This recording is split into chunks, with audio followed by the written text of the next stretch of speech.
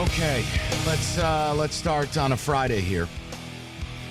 And I kind of got into some of my thoughts with Reegs and Gator. I think I speak for a lot of people, not just Spartans. I think I speak for a lot of, I don't know, just somewhat educated, somewhat intelligent people. I'm exhausted by what's happening the last few weeks as it pertains to ESPN and as it pertains to the individual Paula Lavigne. I'm tired. And I think that's probably part of their plan, is to just wear voices of dissent out. They just bombard you with salacious headlines and rehash old pieces and try to pretend it's new. And you just get beaten down. You just get tired. Like my plan coming on the air today on a Friday, it's my last day before vacation. Sully and I sat down after the show yesterday and said, you know what? Let's really try to make an effort, have a little more fun. It's been a heavy couple of weeks. It's your last day before you leave. Let's just try to have a little fun. I went to bed with that plan. I wake up this morning at 6:30 and I read, I don't know what you want to call this thing from Paula Lavigne. This it's not an article. It's not a piece. It's not a column. It's you know, I'll tell you what it is. It is what a journalism professor would put up in front of their class as the definition of unethical behavior. It's unethical to release the name of a young man who has not even been charged with anything, much less convicted of anything, is unethical. And as a journalist, if you do not have ethics, then you're not a journalist at all. And I've said this from the beginning. I thought this was very personal for Paula Lavigne. I think the timing of this piece, much the same way the timing of the OTL piece, is very convenient. And what I mean by that is this. Mark Hollis comes out and knocks ESPN, and indirectly is knocking her.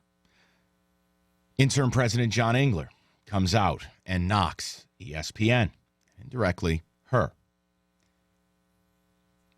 This really looks like a person who is upset, wants revenge, wants attention, and wants to somehow be vindicated because their initial report has been eviscerated by anybody with a brain as nothing more than a hit job. So late last night, she decided, I'm going to go out and I'm going to show them. Paula Lavigne admits in the piece the details of the alleged incident are unknown. She admits that she has not seen the police report.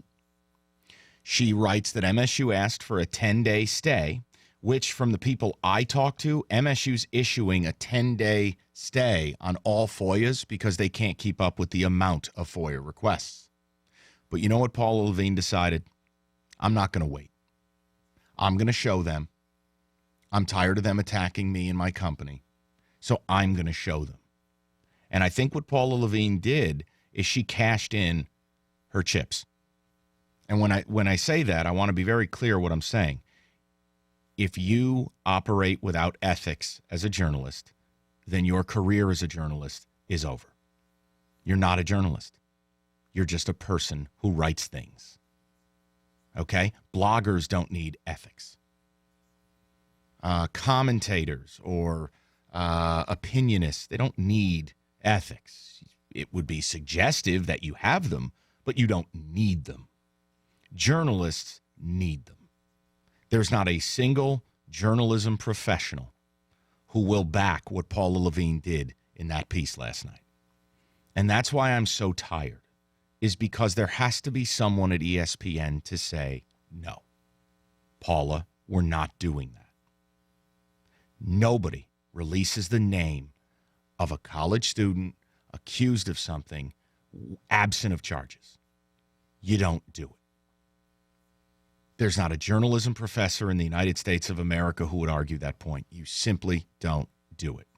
Paula Lavigne did it. Now, every time that young man, whether innocent or guilty, that guy 10 years later going out for a job, because let's face it, He's a walk-on who hasn't played a single second of a single minute of a single game for Michigan State. His name will be forever associated with this disgusting, unethical piece. That's not right. And I'm tired of living in a world where not right has become currency. I'm sick of this. And every day I get on the air, I know what I'm in for. I know there'll be a portion of you, my audience, who it doesn't matter how many facts I bring to the table, how I try to explain to you why the things you believe to be true are not true, or why certain things are probably not right or real. I know you'll never believe me because of the degree that hangs on my wall. I can't change that, but I try. Days like today bum me out because this shouldn't even exist. That piece never should have been published. And what ESPN has decided is they're going to be TMZ. And I think healthy, rational adults will start to view ESPN as that. I have no issues with investigations on my university. I have no issue if Paula Lavigne wants to move to East Lansing and try to exact her pound of flesh, provided it's done in an ethical and honest manner. And from the beginning, I think it's pretty clear Paula Lavigne has an agenda. I think it's pretty clear that Paula Lavigne has now begun to take this very personally. And those are two things that journalists are not allowed to have. You are not allowed to make investigative journalism personal. You are not allowed to have an agenda. Your agenda as a journalist is the truth. That's it. The facts. When you hide behind facts, you're hiding in plain sight. You are right there. The facts are your shield. You don't need to explain the facts. But when you begin to speak in half-truths, when you begin to cash in your ethics, when you begin to omit things that don't support your case, you're no longer an investigative journalist. You're just an angry person who writes stuff. And to me, if I were ESPN, it's one of two things to me. I would remove her from this case and have her investigate something else because clearly this has gotten too personal for her. Or, I'll be honest, I wouldn't have someone like this on my staff who has shown a complete lack of ethics, a lack of compassion, and a lack of fairness. Putting that young man's name in the paper is one of the most irresponsible things, short of plagiarism, that I've ever seen. And I would ask you again, find me a journalism professional who would back that decision. Now, as of the time I took the air, and Sully, you have to correct me if I am wrong, but as of 1:45, the last time you and I talked about this, the Freep hasn't run a piece. The News hasn't run a piece. You know why? Because they have ethics. They're not going to put that young man's name in the paper. Ryan Woolley didn't say the young man's name because Ryan and WWJ, our sister station, have ethics. It is unethical, it is unfair, and it shouldn't be allowed what Paula Lavigne did. And that's why I'm tired, because I shouldn't have to explain it.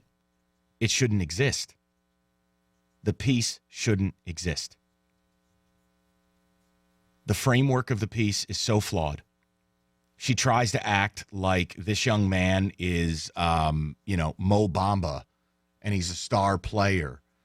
Paula Lavigne shows she has no understanding of what she is talking about as it pertains to the basketball angle. He is a walk-on who has never seen a minute. And she tries to frame it that he is just a young player on an elite basketball squad.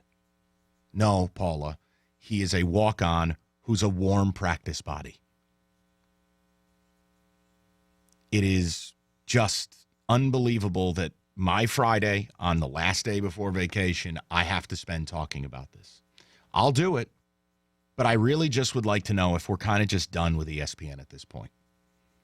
This has all the markings of someone who was angry, who was bitter, and who wanted revenge and wanted to fire back. And I think that is not the type of person that I would employ with the label investigative journalist. Now, I've tried to stay calm, haven't personally attacked anybody. I'm just done. Honestly, I'm beaten down by it because I can't combat it every day. I don't think well-adjusted adults can look at this and go, Yep, that's acceptable. But yet I do believe, and it's the old George Carlin line, look at how dumb the average American is, and remember, half the people are dumber than that. And that's what I fear. I fear that the average person reads it and just nods their head like a guppy and agrees. And that's sad, because then, you know what it means? ESPN won.